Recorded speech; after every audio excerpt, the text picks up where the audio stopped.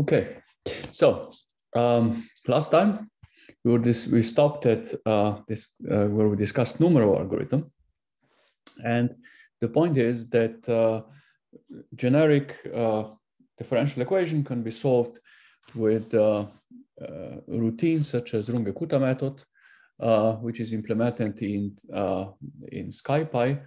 But Schrodinger equation is a particular differential equation which does not have the first order derivative in its form, and therefore it can be more efficiently solved with a different algorithm, which is called Numerov algorithm. We're going to use this for two purposes. One is for solving the Schrodinger equation, and the other is to solve the Poisson equation. Poisson equation is something that will be relevant to calculate so-called Hartree potential.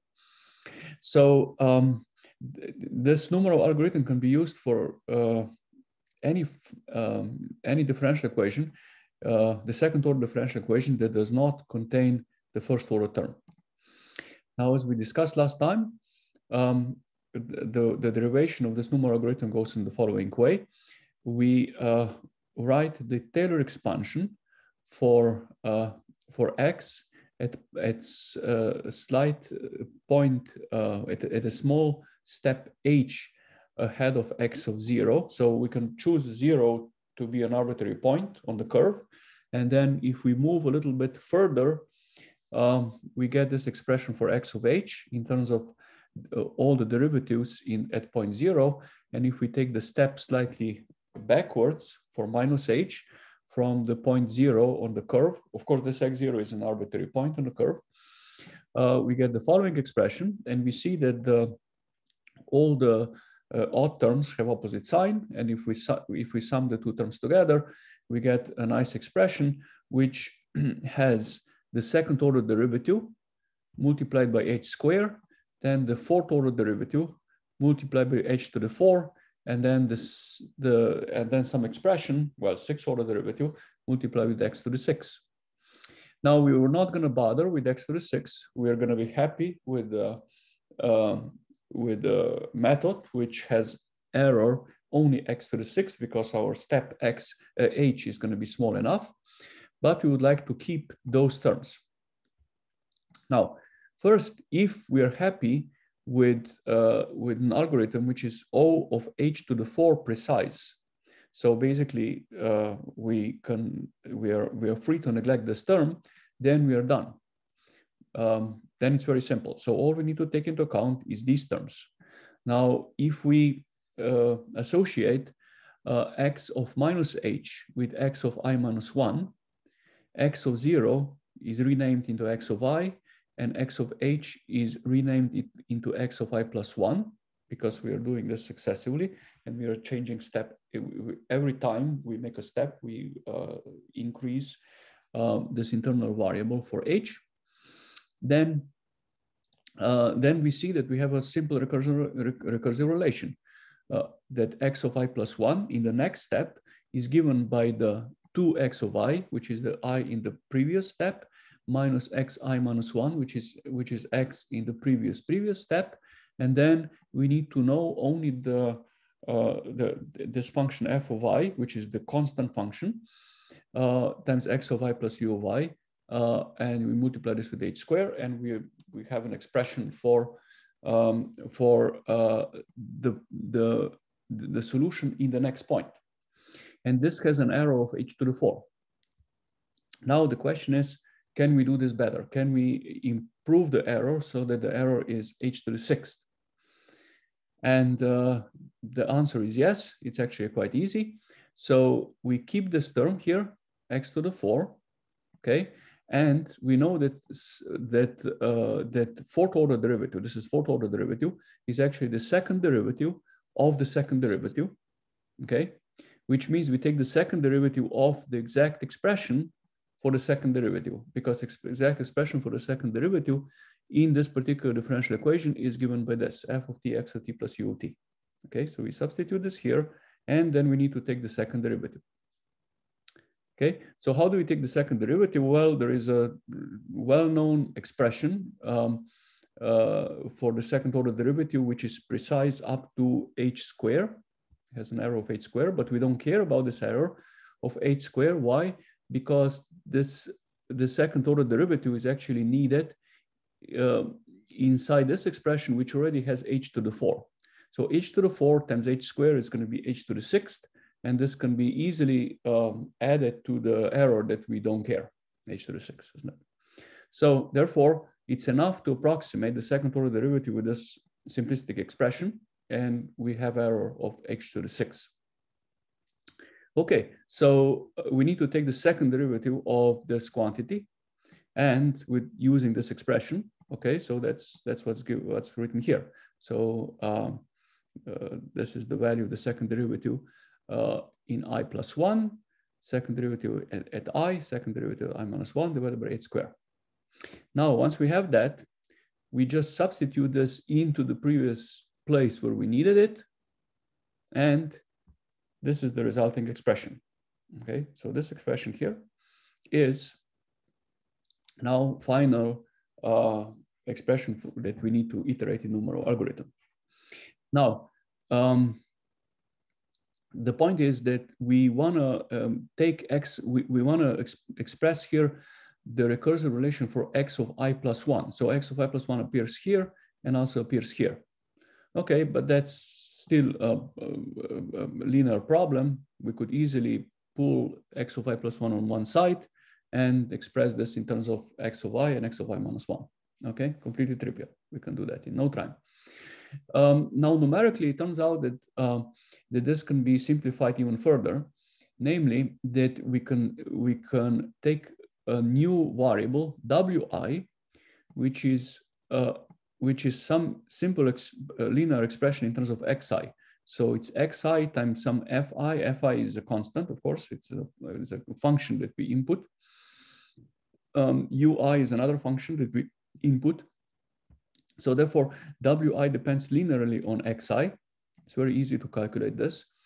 And then it turns out that in terms of this new variable wi, the recursion relation is as simple as the original fourth order expression. So this was the fourth order expression that we discussed before. Now it turns out that the same expression for recursion expression for w, it's actually has a sixth order precision. Now the only price that we pay is that we need to constantly calculate wi from xi, and then we need to calculate back xi from wi. So before we do this recursion, we need to calculate w from x, but then after recursion is done, we need to recalculate back x from w. But that's a very small price to pay. That's actually not a big deal. It's and this is much easier to code. So that's what we're going to do. Okay, so very simple. We have x of I in previous point. We calculate wi in previous points. We recalculate w in the next point, and then we can, from this we can get x in the next point. Okay, very simple. So here's the interpretation. Here is the implementation of this Numerov. So given precomputed function f of x solves for x of t, which satisfies the second order derivative, this particular Numerov algorithm is implemented only for the case where ui is 0. So we assume that ui doesn't exist. Why? Because Schrodinger equation, this is for Schrodinger equation. Schrodinger equation has this form x double prime f of t times x of t, but it doesn't have u. Okay. So let me remind you the Schrodinger equation. Schrodinger equation is written here. Okay, this is the Schrodinger equation. So it's the homogeneous equation, in which f is basically just this thing in the brackets. Okay, so we can calculate this f once and forever at the beginning. It's a very simple expression that depends only on r and energy. And once we have that, we can solve the equation, the Schrodinger equation. And in this case, there is no third term. So this u here doesn't enter for Schrodinger equation.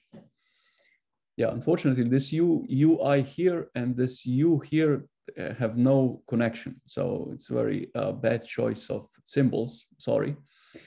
But this u here, of course, u here has to do with the equation in here, ut, which is set to 0 in this particular case.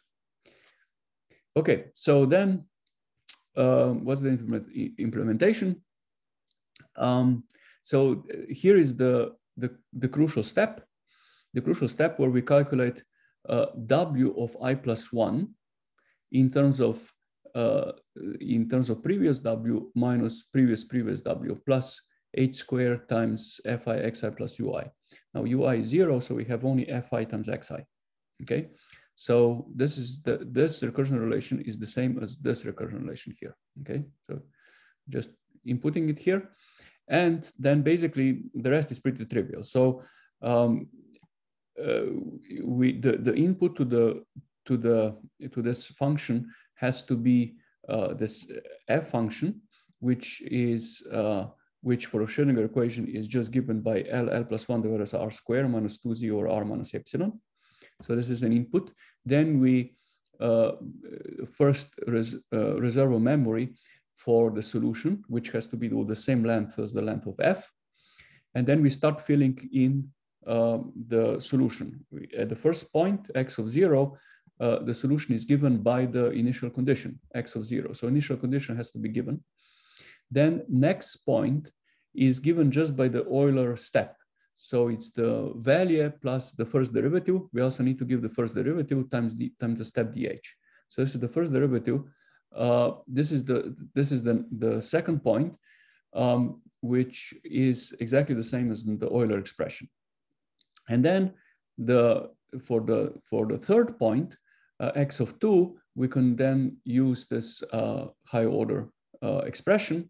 And so we pre-compute what is this h squared. H squared is h2. Then we pre-compute h squared divided by 12, which is what is needed in this expression here, h squared divided by 12 here.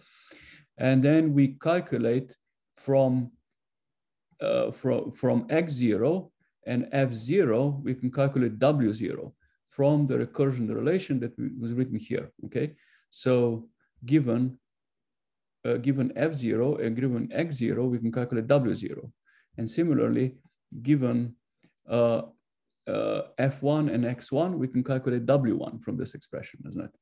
So we have now w0 and w1, and therefore inside the loop, we can calculate w2. Once we have w2, we can calculate x2, and x2 is now calculated with this. x2 is w2 divided by 1 minus h squared over 12 f2, doesn't it? We just need to make sure that in this step, fi is actually f2, and it's updated here, okay? And then we just make sure, and then here we update, we save x2 into x of I, because I right now, in the first step is 2. Okay, and then we update w0 and w1 to be the same as w1, w2, and then we iterate this to the end of the mesh. Okay, so very simple do loop. And now, as we discussed last time, such a for loop can be very well optimized by this what is it called? This is called numba from numba. So we import here from numba, import JIT. And so whenever you have a for loop such as this in Python, it's a very good idea to use numba because it substantially improves the speed. Okay, so we have our Numerov algorithm. Now we just need to pre-compute this expression for this function f of r, okay? And then we give this to our Numerov algorithm and we can get the solution.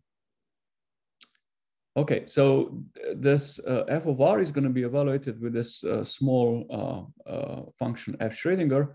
So given by input energies, input is energy L and R, and then we return, of course, this expression LL plus 1 divided by r squared minus 2z over r minus en. Okay, and then we can.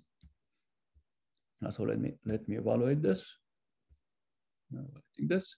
So let me evaluate the Schrodinger equation, the f for the Schrodinger equation, and then I can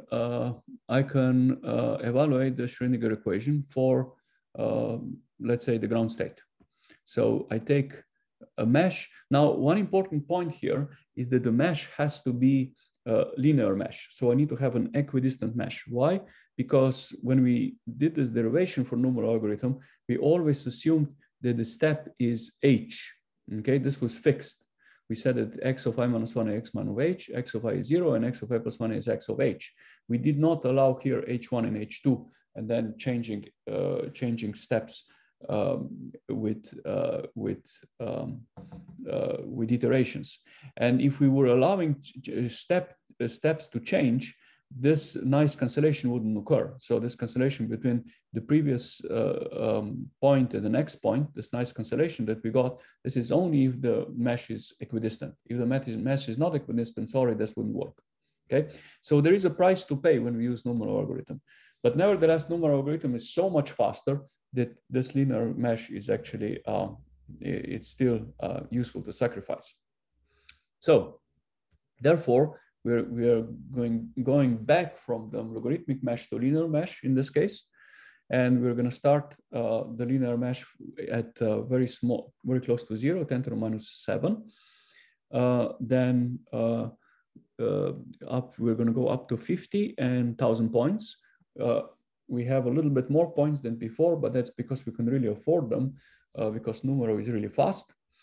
And we look at the ground state. L is 0, En is minus 1. This is the energy of the ground state. And we use this, we use first this F Schrodinger here to evaluate the F function. So here we turn mesh, but the important point is we turn mesh around. We use this this trick to turn mesh around so that we start integrating from infinity down to 0, because we learned last time that this is the only way to get stable solution. So that still remains true even in Numerov, which is a little bit more precise, but nevertheless, we still cannot calculate things from 0 to infinity. It's going to be unstable. Then we call our Numerov function, which we defined here, Numerov. On F, we need F, the value and the derivative, and then dh. Okay, so we add F here that we calculated. Then the value at 0, at infinity is 0. The derivative, we're going to take some small number, and then this is the step dh, and then the solution is going to be turned around again because we want to have final solution in the original mesh, which was increasing, where R is increasing in the array. So once we have UR, we can integrate it with Simpson method just like before, so that we normalize it, properly normalized. So we divide by normalization constant, square root of normalization constant, and that's it. Okay, so we evaluate this, and then we plot it. Okay, and we see that this is pretty good. So the exact solution is this: e to the minus r times 2r, and our solution is here, and they're pretty close. Okay, so this this means that we don't have a bug. Yeah. Now another interesting thing, we're going to test this solution of the Schrodinger equation with the previously hard test, which is 3p state.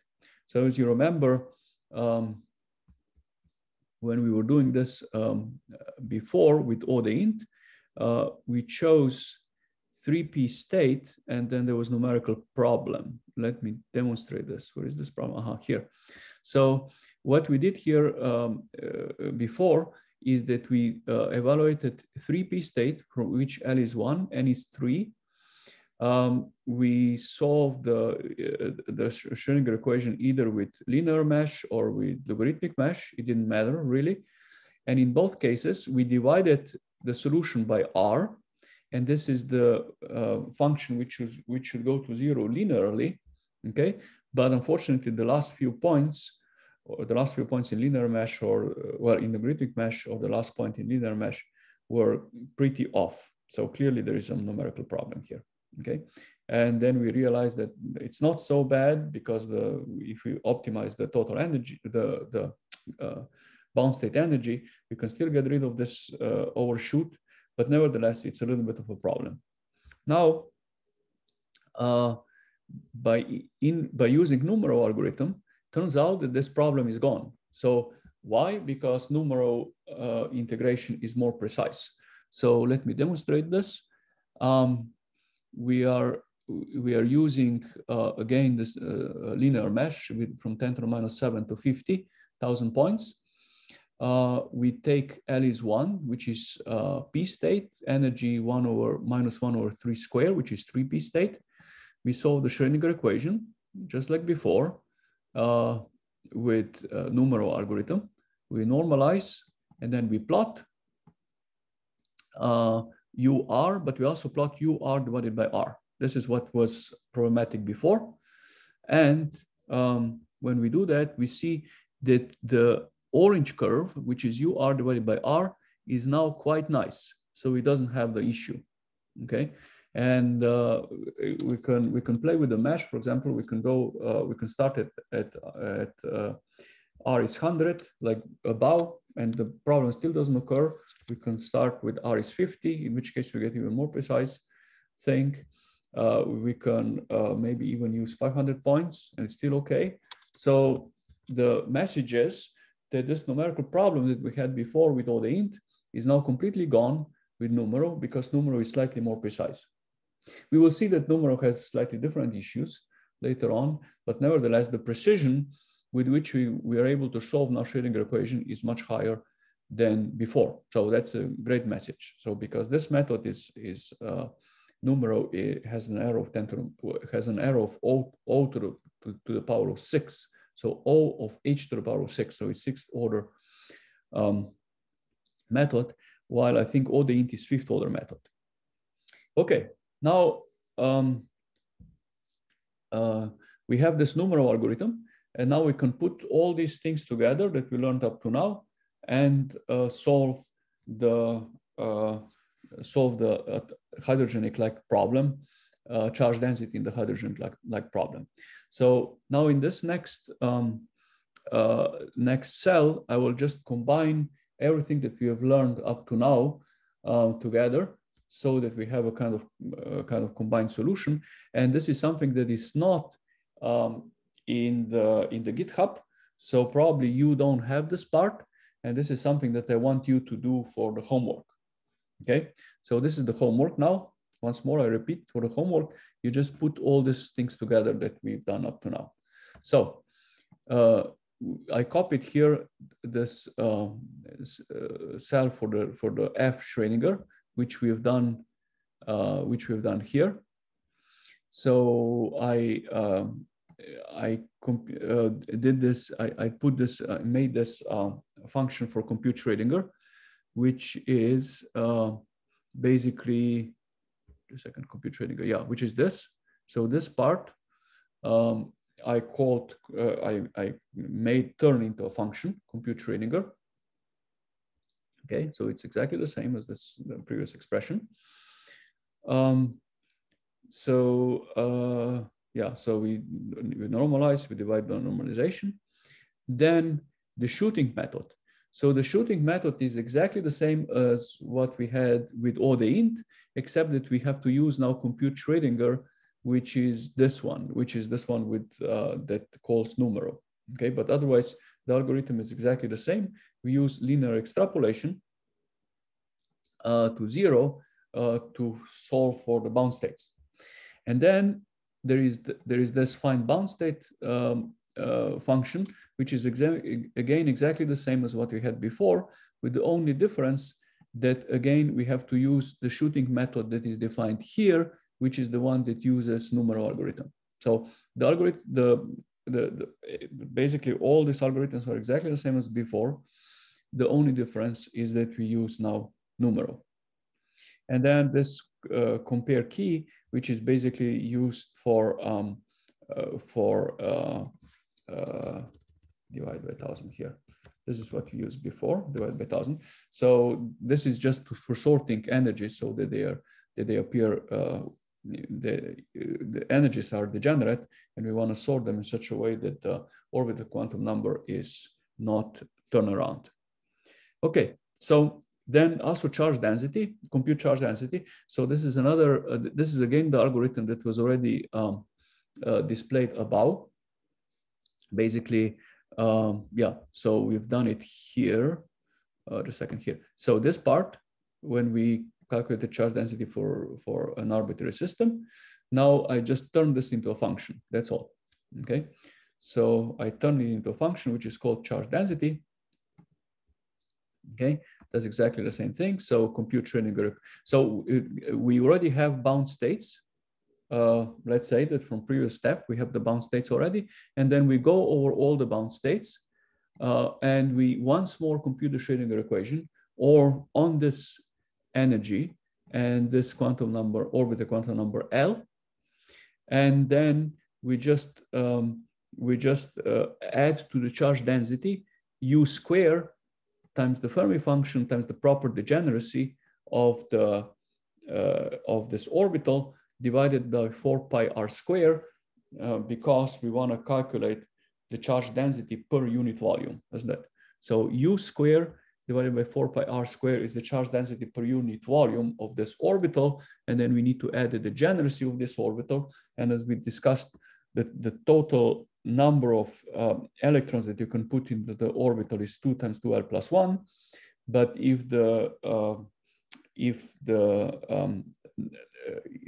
in the last orbital that's being filled, we might not need to put all the electrons in there, but maybe some fraction of it. So the Fermi function is not going to be 1; it's going to be less than 1. Okay, so yeah, so this, yeah, I need to evaluate this charge density.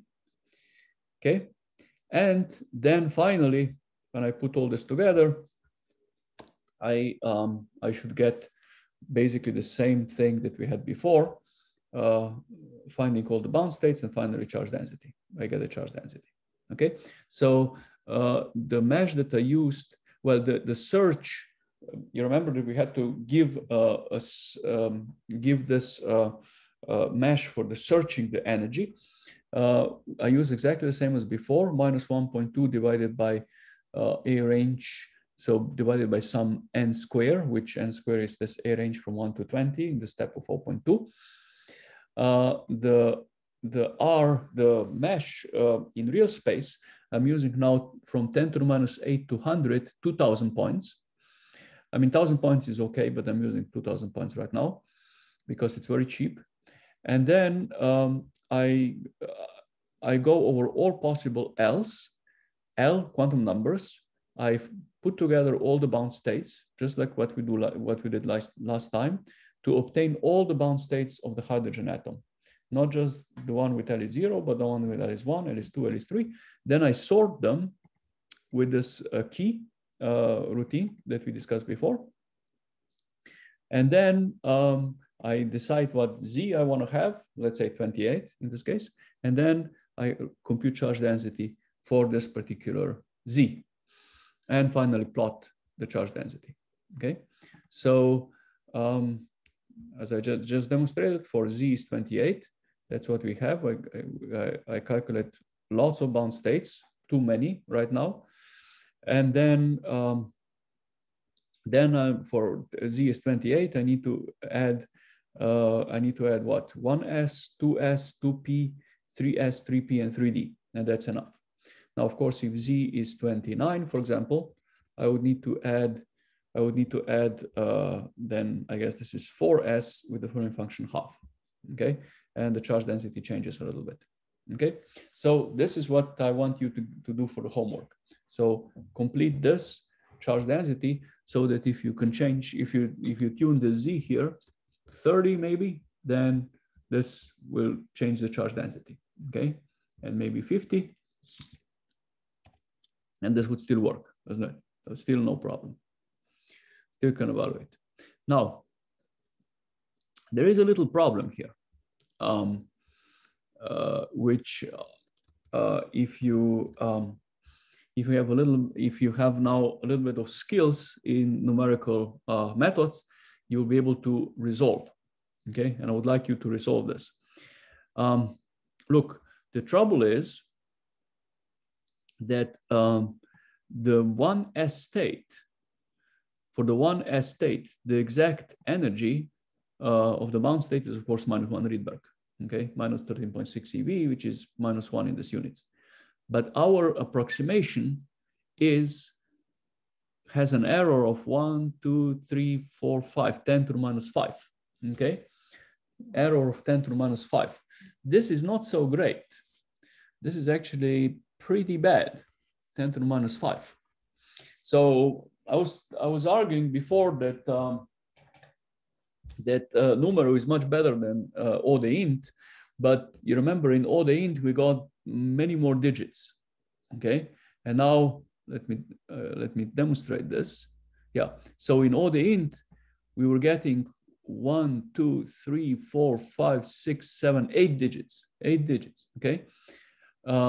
Correct. While here we're getting only 5 digits, correct? So in some sense, this seems like a step backward, okay? So we have quite substantial error in the ground state.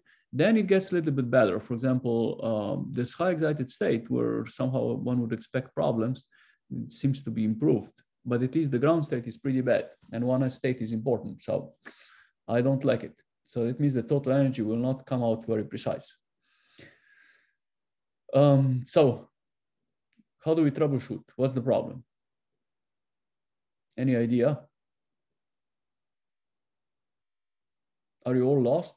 Are you still here? Any idea? Please help me. Help me. Do you hear me? Yeah, we hear you. You hear me. Okay. So any idea? What should we do? So you understand the problem is that this is not very precise. The ground state of the hydrogen atom should not have an error of 10 to the -5.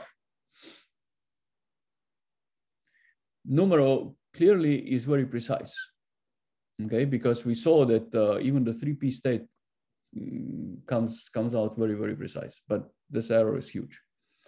So what to do? Okay, let me try to explain what's going on. So it seems with Numero, we are getting substantial error bar for the energy of 1s state. We could increase the number of points in the mesh, but the error decreases only linearly. So let me demonstrate that the error does decrease, but it's decreased very slowly. Yeah, okay, so how to demonstrate that? Actually very simple. So I can increase the number of, I have now 2,000 points. I can take 20,000 points because this is still fast. And let's see. Oh, okay, now I have 1, 2, 3, 4, 5, 6, 7, 8. So it's 10 to the -8. So, okay, so I increase number of points for 1 order of magnitude and I get 5, 6, 7, 8. So I get 3 orders of magnitude better. So it's not bad actually. This is increasing cubically then, I guess. The error goes down cubically, but still this is huge number of points. 20,000 points, huge number of points. We don't want to have that many.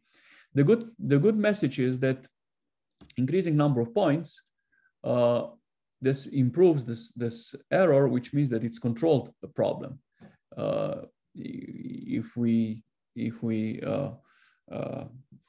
improve the precision of all the parameters, we're going to get finally exact solution. So controlled error. This is good, but we still want to pinpoint exactly what the problem is, maybe to get some cheaper solution, not just brute forcing more points, because of course brute forcing more points is okay, is expensive, but of course it fixes the problem. Okay, so first I want to demonstrate this, that if I use Brent-Kuhn, this method for solving the Schrodinger equation, and for the ground state, I'm shooting now between -1 and -0.99. So there is definitely the -1 is bracketed in this range, and I use very large tolerance, 10 to the minus 6, very small tolerance. So basically, I want this solution very, very precisely. I get indeed the ground state is this wrong number, 99922. So this is what we had here. Okay, so I'm just reproducing that this is my approximate solution for the hydrogenic for the ground state, and now I'm evaluating the shooting method. I'm doing shooting method and extrapolating down to 0 the case when the energy is exact, -1, and the case when the energy is approximate, okay, 99922. Okay, so I'm doing this too. And well, the exact energy gives me the value of 10 to the minus 10, but the approximate energy gives me much better value, 10 to the minus 20. Okay, so this demonstrates that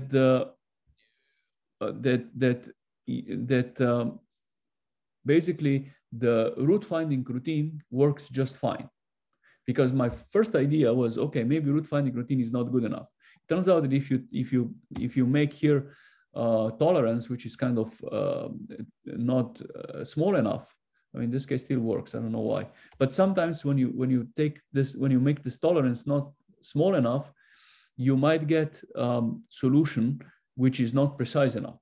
Okay, that could be a problem. But right now this is not a problem. Why? Because, well, if we use this approximate solution, and evaluating the value of the function, or basically the shooting down to 0, we indeed get extremely small number. So this is really close to 0. 10 to the minus 20 is really close to 0, much closer than the exact solution, the exact energy, -1. Okay, so this demonstrates that it's not a problem with the root finding routine. So what's the problem? Okay, so next thing that I decided to do is let's check how the function looks like. What's the issue? Okay, so we're gonna computing the Schrodinger equation with the exact energy -1, and for the S is equal, for L is equal to 0, which is this ground state that we're interested in, and we're gonna zoom in the range of x is up to 0.2 and y up to 0.4. So in this relatively small range around x equal to 0. And we see that this function actually goes to 0 pretty nicely. Okay, there is no issue with this. And we also know that our linear extrapolation gives us value of 10 to the minus 10. Of course, this is very, very close to 0 in this plot. Okay, very, very close to 0. But the problem is that this extrapolation is still not precise enough. It gives you 10 to the minus 10. If the extrapolation would give us 10 to the minus 20, then the ground state energy would be much more precise. But we see that at least in this plot, it looks like there is nothing wrong with our Numerov algorithm. The problem seems to be not precise enough extrapolation to 0 R. Why? Well, because we're extrapolating linearly. So we are taking this point, the last point, and the point before, these 2 points, and we extrapolate down to 0 with just like this was a line, a perfect line. Of course, the first approximation, it is a line. And when we use logarithmic mesh, then these first two points are going to be very, very close to 0, and linear extrapolation will work way better. Okay. The problem right now that we have is that we have linear mesh, in which case we don't have so many points. Okay, we have limited number of points, and then we're extrapolating from a point which is 0.05, which is 10 to the minus 2, and something that's much closer to 0. We extrapolate this down to 0. And of course, extrapolating from something which is 10 to the minus 2, then linearly, we get an error which is 10 to the minus 10. Not surprise, isn't it? So what should we do? Now we understand. The problem is that extrapolating the value from these last 2 points, one very close to 0, and another one at relatively large distance, 10 to the minus 2, gives us precision only 10 to the minus 10, but we would like to have much more precision. So What do we do? Do you have any idea? Now we know much more about the problem. The problem is just extrapolation. We're using linear extrapolation. So what do we do?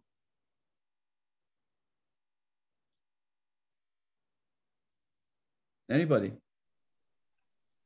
Can we break the solution into two parts and then use a much more denser mesh start at the beginning and then use the solution from that to the second part? That's an interesting observation. I never tried that, but in principle, yes. I mean, of course, we would need to be very careful to get, I don't know how well we can do it because we would need to know, well, the value is easy to establish. Let's say we break it here. We know the value very precisely, okay? But the derivative here, you would need to estimate it very, very precisely. So not only the value, but also the derivative needs to be estimated here very, very precisely. But provided that we do, then yes, we can go down much more precisely. I'm worried the derivative, we might not be able to evaluate precise enough, but maybe. I had in mind something much more trivial, much easier, okay? So the idea is very simple. I see here from this plot that at this value of 10 to the minus 2, the function is not so close to linear function. You see it bends a little bit, okay? Whenever the function bends a little bit, well, then why don't you use quadratic approximation or cubic approximation, okay? So for quadratic approximation, we need 3 points. For cubic approximation, we need 4 points. And usually more than cubic doesn't make so much difference. I mean, we can of course use bigger and bigger number of points, but usually is either quadratic or cubic extrapolation is something that is worth trying, okay? And let's just do that. Let's just extrapolate a little bit better. So I was a little bit lazy to derive the cubic extrapolation myself, but why should I do that? Because Skype already has that. That's that. So let's just use something from Skype. Okay, so here is the Schrodinger method rearranged. So we do exactly the same thing as before. We calculate Schrodinger, we divide by R to the L, and now we are given that we have this R and we have this U of R, which we wanted to extrapolate slightly better. So I found in Skype something which is called Polyfit. And Polyfit is a very simple thing. It just fits a polynomial of any degree. Okay, so I decided to take degree 3 with first 4 points because, well, for linear extrapolation, we need 2 points. For quadratic, we need 3 points. For cubic, we need 4 points, doesn't it? And then we, once you have this polynomial, we evaluate it with polyval, this polynomial at 0 point. Okay, so if I use here degree is 1 and 2 points, I get exactly the same extrapolation as before. Maybe I should demonstrate this. So I take first 2 points and degree is 1. I should get exactly the same thing as before. Yes, so the value here is 10 to the minus 10 when I use energy minus 1. But now if I increase this to quadratic function with 3 points, this should get better. I get 1 order of magnitude, 10 to the minus 11. Then I go with the third order, 4 points. And now I get 10 to the minus 13. Okay, that's pretty good. I don't know, I didn't try before to go higher order, 5, degree 4. Yeah, now it gets worse. So, but it's well known that the actually cubic approximation is usually kind of a good improvement. So with this simple trick, just extrapolating slightly better with the cubic function, we get quite some number of digits. So now we have 1, 2, 3, 4, 5, 6, 7, 10 to the minus 8. So now the error is again 10 to the minus 8, the same as with before with logarithmic mesh. And now, of course, if you want to improve even this, then probably we should increase number of points, okay? Because more than cubic interpolation clearly is not easy. Yeah, so this is it. So I hope that for your homework, what you need to do at minimum is to get this charge density and this bound states for atom with z is 28 or with arbitrary z. So if I change z here, it should work pretty much for any z. If you're a little bit better in coding, then you can also improve the shooting method by using this high order extrapolation to 0 rather than linear extrapolation to 0. So hopefully you can get this precision of this total energy to higher degree than what I did first. Okay, so that's your homework, and hopefully you can do it in during the spring break. Is this okay? Can I ask a question? Yes. Is that possible to use a denser K-mesh near 0 point and use a kind of discrete K-mesh far away from 0 point? Just a second. Once more, if we use a little bit more dense mesh near near the 0 point, because you can first get an estimation of your 0 point by not dense K-mesh, and then you can increase the density of your K-mesh near 0 point. Is that possible? Well, the trouble is that as we discussed a few minutes ago, the problem is that you would need to break the solution at some point. So let's say you say that from the point 0.2 down, I want to use now much more precise mesh. Okay, you could do that. Yes. You could do that. However, you would need to know at this point 0.2, you would need to know very precisely, of course, the value. That's not a problem, but you would also need to know very precisely the derivative. So probably it's possible. I'm curious. I mean, you can play with this, but you would need to fit probably again a polynomial of the third degree, maybe through, I don't know, 3-4 points, and then estimate the derivative in this point very precisely, because probably the stupid naive estimation of the derivative at this point might not be good enough. Okay. But provided that you have very, very precise value and derivative in this point, then you're right. We can use an arbitrary precise mesh then for last few points, or maybe just take the last point here. From this last point down, we estimate the derivative as precisely as possible, and then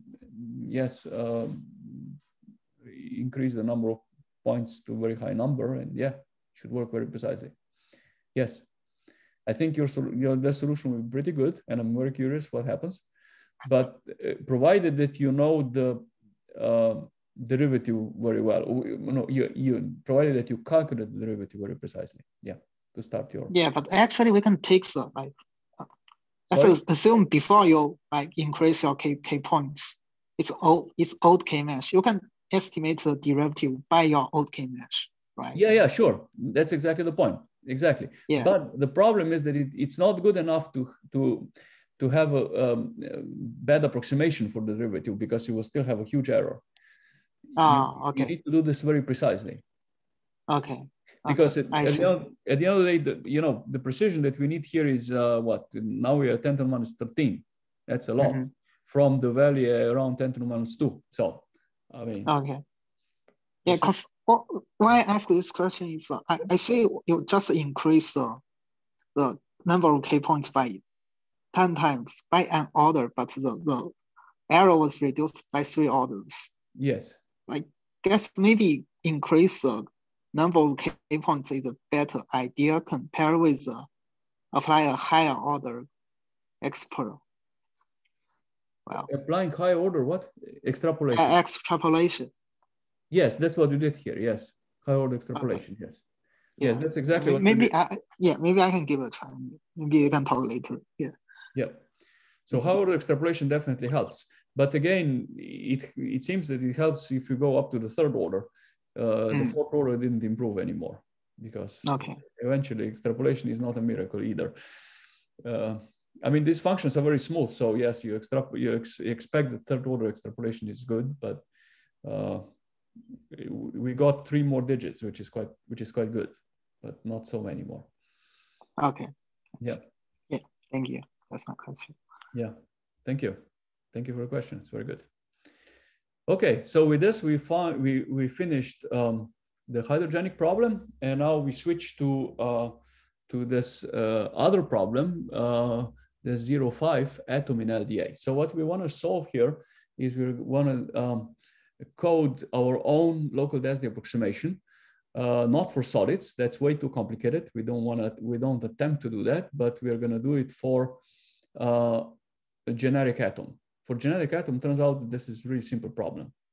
Now, even for solids, it's not so hard, but I mean, let's say for doing it for the copper, and one of the problems on my website is actually, or one of the implementations for copper exists. I think even in Python, but we're not going to do it here. We're going to do it only for the atom. Now, how do we do that? Well, we're going to solve the multi-electron atom within LDA approximation, which means that we are going to take into account electron-electron interaction in so-called mean field way. Okay, and we're going to solve it for helium and for oxygen. We're going to compute total energy and charge density, and we're going to compare this to the available data on NIST webpage. So if you follow the link, go to NIST webpage, you see, for example, for oxygen, this has configuration 2s2, 2p4. It tells you that 1s state has this energy in Hartrees, this energy, 2s has this energy, 2p has this energy, and then the total energy is minus 74.473077. Okay, so the question is, can we get this number? Can we get this number very precisely, and can we calculate the charge density precisely? Charge density here is not given as far as I know, or maybe it is, but at least the total energy is given, so we have a benchmark. Okay, we have a benchmark, and the question is, can we do it? Well, how to do it? Well, first we want to solve the Schrodinger equation for an atom with nucleus charge Z. We will approximate electron interaction with an effective potential, which is computed by so-called local density approximation. In this theory, the classical Hartree potential is treated exactly, while the rest of the interaction is approximated by so-called local exchange correlation functional. We will not go into details of this functional, but we will just use it here.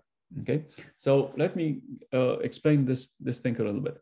So we are going to assume here that the multi-electron problem, the interacting multi-electron problem, can still be solved with so-called independent particle problem. Namely, each electron, the wave function for each electron will satisfy a slightly modified single particle equation. So this is single particle equation, isn't it? Multi-particle equation is very complicated. We need to work with Slater determinants, and we need to go to very high order Feynman diagrams or some other way of expressing this, very complicated wave functions. We're not going to deal with this. This is way beyond what we want to do here.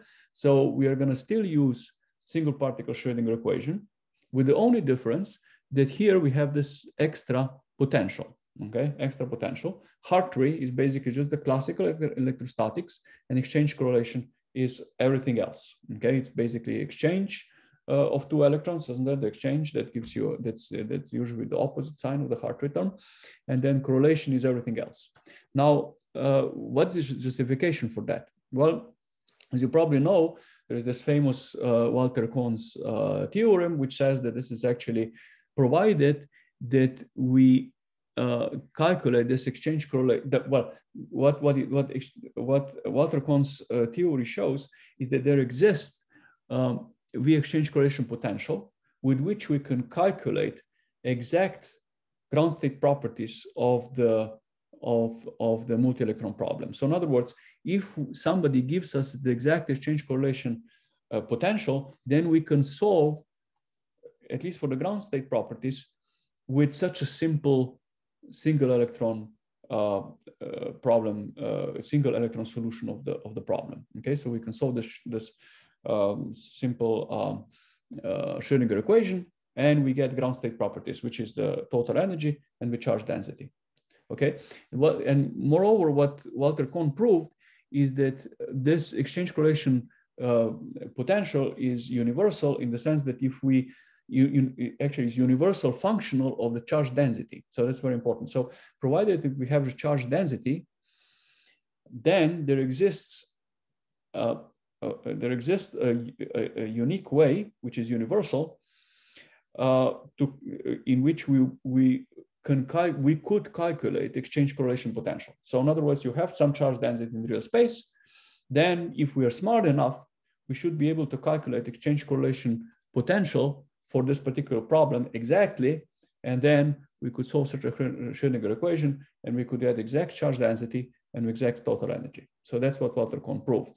Now, the trouble is, of course, that nobody knows what exactly this functional is. In other words, we still don't know exactly how to calculate exchange correlation potential given the charge density. We know that the expression exists.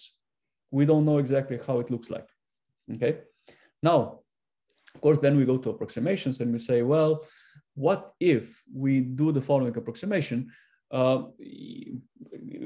We go into each point in real space, we evaluate what is the charge density there, and then we say, well, you know what, potential in this point in space should mostly be given by the charge density in this point in space. Okay, so this is the important ansatz, which is called, this is why the LDA has named local density approximation, local, because the idea is that if we know the charge density at some point in space R, then let's say we have a one-dimensional function, we exchange correlation, which if we know the charge density in each point in space, we can get exchange correlation potential in that point in space. Now, of course, this is not general enough to be exact. In exact theory, this exchange correlation potential in point R depends on charge density in all other points, not just in this point, in all other points. And we don't know how, okay? But this is a reasonable approximation saying that the most important, for each point in space, the most important charge density is actually in the same point because physics is local, okay? So physics is usually local, we make the ansatz. Once we make the ansatz, then the rest is simple. Why? Because there is one more thing that Walter Kohn proved, is that this exchange correlation potential is universal, as I said before. So therefore, means that if I can calculate it for one problem, it's given for all problems in the universe, okay? If I can calculate it for one simple problem, then every problem, including DNA in humans, can be calculated with this and should be exact, okay? Now, which problem to choose? Which interacting problem should I calculate for? Well, people decided to solve so-called Genome model or uniform electron gas problem, in which basically the nuclei are assumed to be distributed uniformly in real space. So basically, there is no nuclei, but it's just a uniform background of positive charge. And then the electron charge density is uniform in the space. So by the fact that the nuclei charge density is uniform in space, it turns out the electron density will also be uniform in space. And of course, this simplifies things substantially because then this rho of R is actually not function of R, it's just a constant, okay? So in uniform electron gas, rho doesn't depend on R, it's a constant, rho, and then we can just calculate exchange correlation potential for this constant density, and we get a number out of it, okay? And then somebody, well, David Sepperly and his collaborators used quantum Monte Carlo to calculate this one-dimensional function. So they input charge density, let's say charge density 10 to the minus 3 for the Gilliam model, and they got a number out, which is called V exchange correlation potential for this charge density. Then they change the charge density a little bit, and they calculate the exchange correlation potential. And again and again and again, so they run a lot of jobs. They tabulated this function, one-dimensional function, and somebody else, some other people then fitted this curve and produced several fitting parameters, which we're going to use now. Okay, as simple as that. So In other words, for us, all that we need to understand here is that there exists a nice fitted function given charge density rho, it returns you exchange correlation potential. Okay, so given one dimensional, given a number, it will return you exchange correlation potential for this charge density number rho. Okay, and once we have this, we just stick here in this potential in real space. We recalculate the solution of Schrodinger equation, and we're done. Okay, so the first two terms, these two, are the hardest two to deal with, and we already did this. So we already solved the hydrogen problem. So these two are the hardest. Now the hard to in exchange correlation are actually simple terms to add, and we're going to add them now. And then this is it. Okay, so how to start? Well, first we're going to repeat everything from the previous exercise, from hydrogen problem. I'm going to go very quickly through this because it's really just a copy from what we've done before. So we import everything that we need, which is the PyLab, Numba, SkyPy, everything. Then this is the Numerov that we discussed before. It's identical implementation of Numerov. Then the Schrodinger equation that we discussed before. This is this F for the Schrodinger equation that is used in connection with Numerov. Then compute Schrodinger from computes the Schrodinger solution, basically calls the Numerov, and then normalizes the function, returns the function. Then we have the shooting, just like before. Right now, still with linear extrapolation. You remember linear extrapolation, it doesn't work so well, but at least it works. Then I copied here the found bound states, which searches for all the bound states. Then we have this comparison function. And then finally, we have, we calculate charge density. Okay, so I copied all this from the previous problem. And then I'm going to repeat now this for Z is 28. Okay, basically, we're going to search for all the bound states. We're going to sort them. And then we're going to evaluate charge density, rho. Okay, and plot this. Oops. Yep.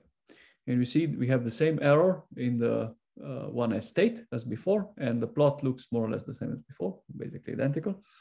So this still works. And now it's so this was all just the copy. And now it's time to add the hard return. Okay, so how do we do that?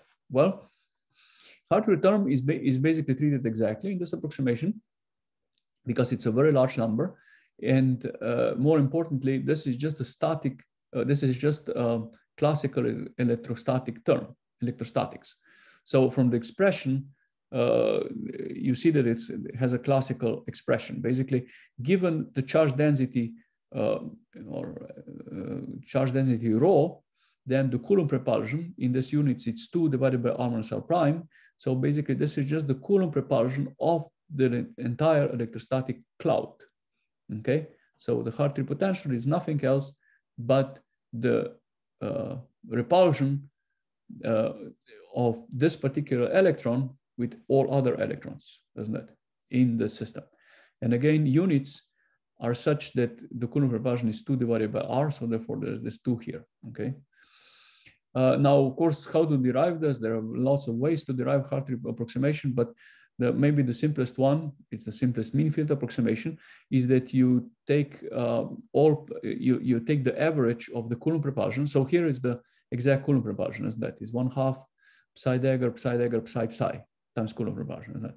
So it's exact. This is exact expression for the Coulomb interaction, and we don't treat this term exactly. We're going to do mean field decoupling.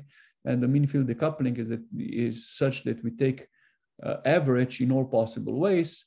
We take the average between psi dagger and psi, where both psi dagger and psi are the same r prime. We take the average of this and we get the charge density. We have a term like that, okay? And this average of psi dagger psi is exactly charge density. That's the definition of charge density.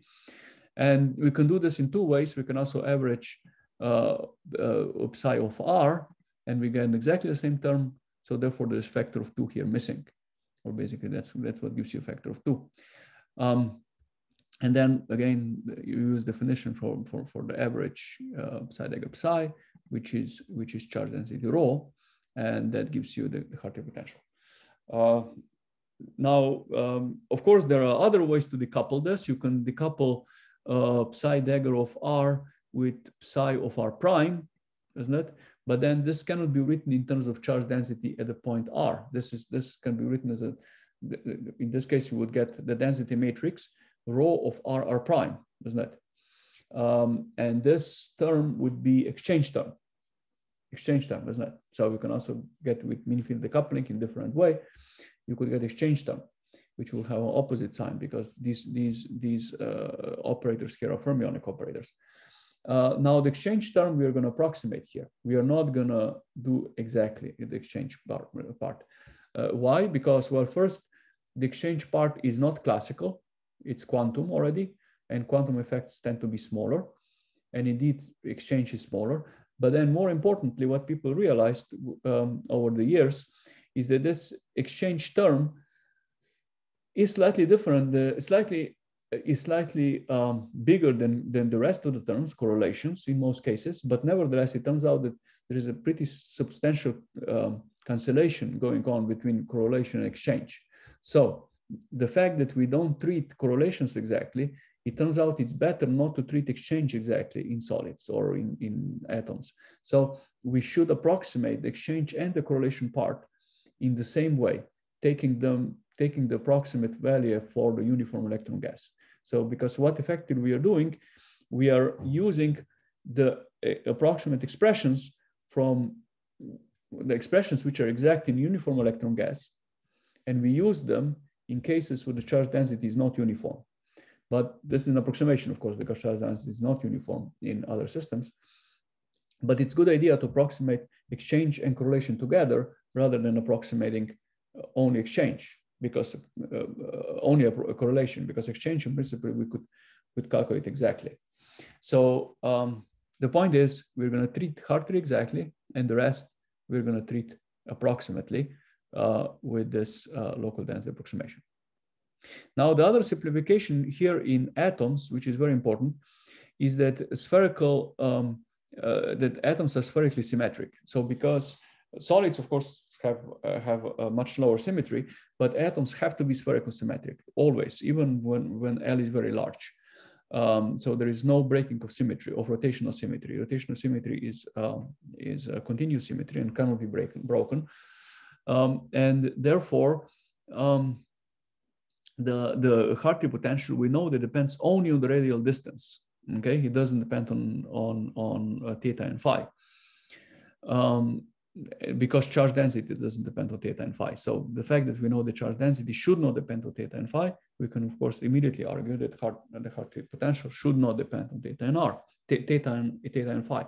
So it depends only on the distance from the nuclei. So if that's the case, then we can simplify this further. So the first thing that we could of course do this integration. This is three-dimensional integration. The fact that everything depends only on the charge on the distance from r, this could be turned into one-dimensional integration. So this is not hard. One-dimensional integration is still pretty simple, but nevertheless, we will have a lot of one-dimensional integrals. For each r, we would need to do one-dimensional integral. Still doable, but there is a better way. Okay, so the better way is using so-called Poisson equation, because again, this is a classical problem. Static problems are, of course, solvable with Poisson equation, so it has to work. But let's just check how it works. I'm applying now nabla square on both sides of this equation. Okay, both sides of this expression for V Hartree, I apply nabla square. And now we should remember from classical electrostatics that nabla square on 1 over r minus r prime is how much? Help me. What is nabla square on This expression, 1 over r minus r prime. Delta function. Delta function, with which prefactor? I think it's 4 pi. Yes, well, minus 4 pi. Almost right, yeah. Minus 4 pi times delta function, exactly. Okay, so we apply it on this side. When we apply it on this side, we see that we get minus 4 pi times rho of r. Because there is factor of 2 here, we get minus 8 pi rho of r. Okay, so by applying nabla square on both sides, we get such a simple differential equation. And this is Poisson equation, which of course we saw many times in classical electrostatics. So now we have even simpler, we have very simple problem here because everything is spherical symmetric. In spherical symmetry, Poisson equation has this form. Again, how did we do that? Well, we looked at the books, standard books, in which nabla square in spherical symmetry has this form: 1 over r squared d over dr, r squared d over dr. Okay. Then the trick here is next step is very similar to what we do in Schrodinger equation. So in Schrodinger equation, we decided to replace psi with u of r divided by r, because then u of r had a nice differential equation. In Poisson equation, we do something similar.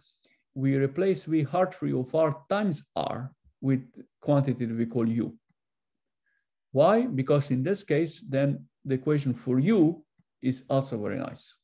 So u now is basically just proportional to r times rho of r. Okay, so this is our Poisson equation. Okay, now we're almost done. So the nice thing is that Poisson equation is now also second order differential equation, which doesn't have the first derivative.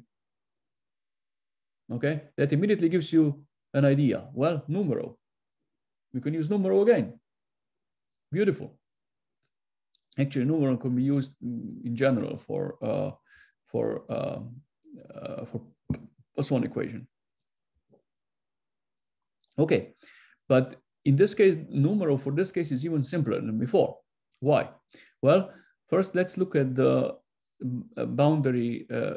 What are the boundary conditions? So boundary conditions are u of 0 is equal to 0. Why?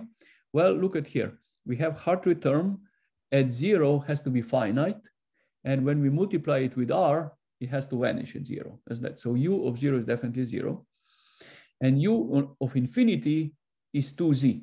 This is the second boundary condition that we need. So how do we get u in infinity is 2z? Well, one way is to look at this equation. We look at this equation and we take r to be very, very large. Okay.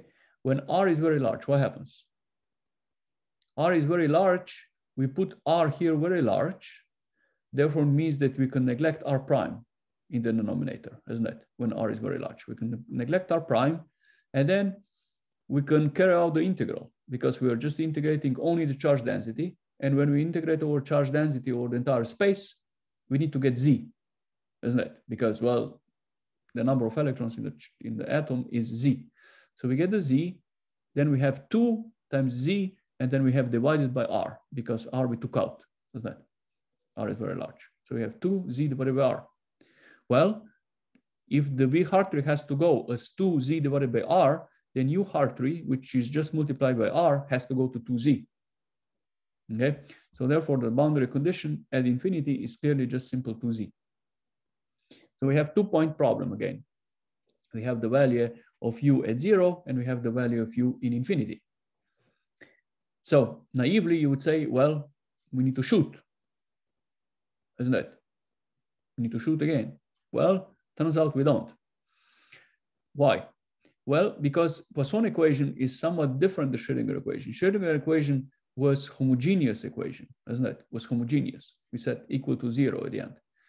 But Poisson equation is non-homogeneous equation, has a particular, we're searching for a particular solution of this equation, isn't it? Particular solution has this 8 pi rho of r, 8 pi r rho of r on the right-hand side. So therefore, the idea is the following. We find any solution, any particular solution, and then we add to this particular solution any solution that solves the homogeneous part of the equation, isn't it? That's the standard thing. So we find one particular solution, and then we can add any homogeneous solution to this solution. So what is the homogeneous equation? Well, the homogeneous equation is the one where we set right-hand side to 0, which is u double prime of r is 0. And what's the solution of this equation? U double prime of r is 0.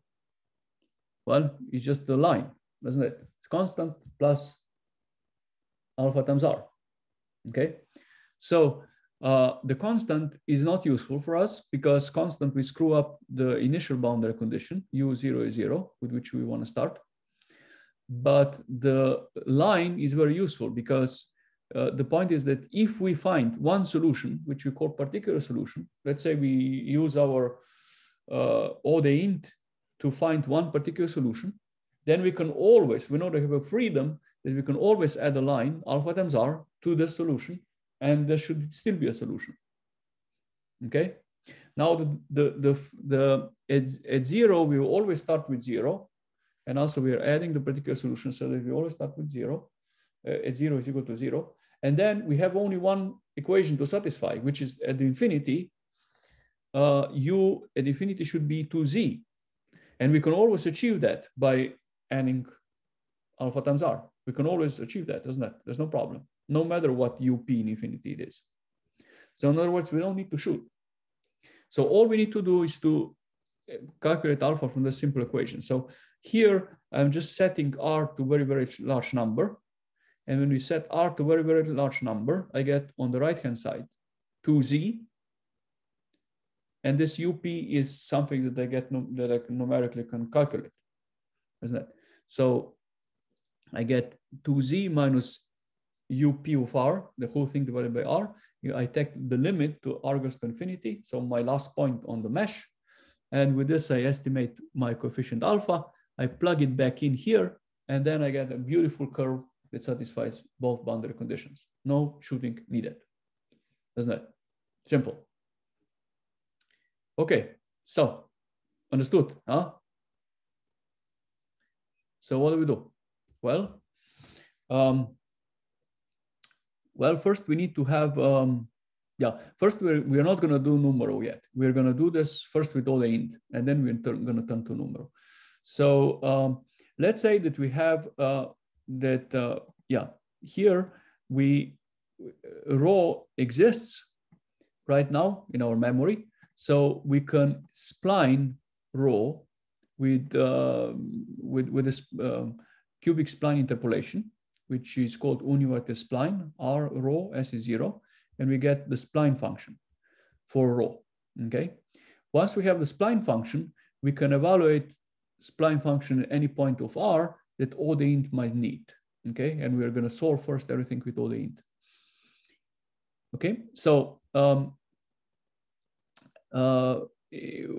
when we use ODE, we need a function that returns the first derivative, isn't it? The first derivative.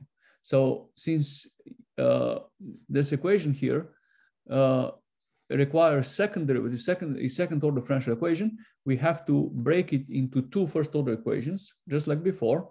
And our function y is going to have u and u prime as the two components, isn't it? And then we need to return the derivative of this function y. So the first component will have u prime itself, and the second component will have the second derivative. And the second derivative of u is this minus 8 pi r rho of r, which is given here. So this function is now a function that we can use with ODE. And of course, in order to use ODE, we need to be able to calculate the rho in every point in space. And this can be done by spline. Okay, so therefore we use here rho spline of r. Provided that the user gives you the spline function, we can evaluate in any point in space. We can calculate the second derivative, and that's it. Okay, so we have this function here. Then we use O the int to calculate the second solve this equation, the differential equation, Poisson equation. The boundary condition at 0, the value of 0 is 0, and the derivative we just set any number of the order of 1. It doesn't matter what, we took 1/2, it doesn't matter. And then I need to add this arcs. Arcs are basically everything that appears here on the after y and r, and in this case it's only row spline. Don't forget this this comma here. This comma is essential, because if you don't put a comma, then this is not a tuple. If you remember, I don't know if we discussed this, but the important point is that arcs need a tuple. The tuple without the comma here is not a tuple. It's just the variable in brackets. The variable in brackets is not good enough. You need to have a tuple. Okay, so yeah, once you get this, you can just take the first component of this thing, which is u, and then we calculate this alpha with this equation. Alpha is 2z minus u on the last point divided by r in the last point. So we are implementing this equation here, and then we add to our solution alpha times r. Basically, we're looking here, alpha times r, we're adding, and then we plot this, okay? And well, the plot gives us a nice function. So the blue curve here is our u. So you see, it's basically a nice function that goes linearly up, and then it saturates at 2z, okay? So once the charge density becomes small, the Hartree potential, the u basically has to go to 2z, which means the Hartree potential has to fall off exactly 2z divided by r. Okay, and yeah, so this is now done with O the int, which is not very efficient. We can, instead of doing all the splining here, we can just use the values of rho in the existing points and use Numerov algorithm to get very precise solution of the Poisson equation. And we're going to do this, I guess, in next after the spring break. So, any question?